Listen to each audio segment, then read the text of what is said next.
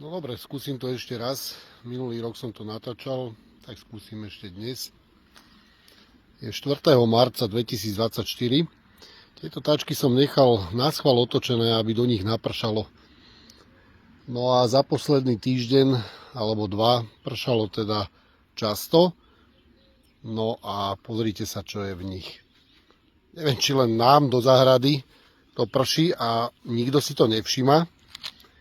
Ja neviem, čo tam je, či pozrite sa, budú hovoriť, že to je púštny prach, normálne to je červená farba, alebo ja neviem, že čo to je vlastne. A toto isté bolo minulý rok. Vyhynuli nám všetky paradajky, všetka paprika, skoro nič sa neurodilo a toto prší.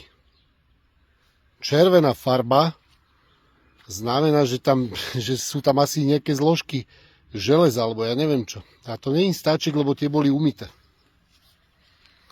Ja som ich nechal naschvál otočené, aby do nich napršalo, že či sa to bude opakovať. A predstavte si, že sa to opakuje. Všade, čo máme napršané, tak je toto červené.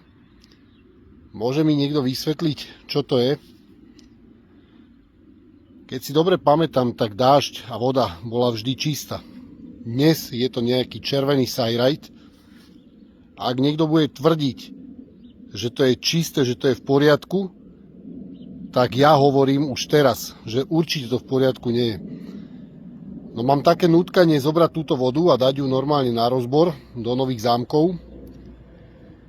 Pôjdem si asi pre fľašku zajtra a normálne to dám na rozbor a uvidím, že čo v tom je. Toto ma veľmi zaujíma. Nie je možné, aby pršalo niečo červené. Budú hovoriť, že to je z púšte piesok, alebo ja neviem, čo si ešte vymyslia.